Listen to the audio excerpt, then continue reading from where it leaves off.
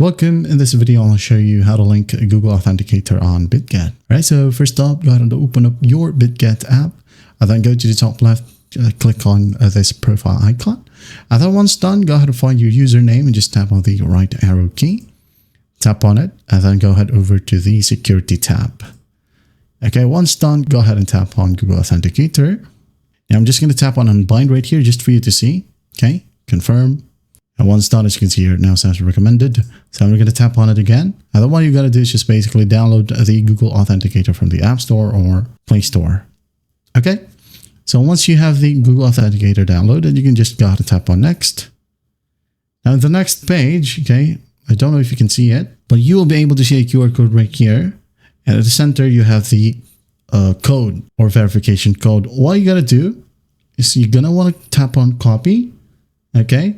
And then go to Google Authenticator that you have downloaded. Now in here at the bottom right, you have the plus sign. Just tap on the plus sign and tap on enter setup key. Okay, listen to me closely. So code name, just gotta enter Bitget, and then your key or the your key section, just tap and hold and just paste the key that we have copied from Bitget. Okay, then all you gotta do is just tap on add right in the center.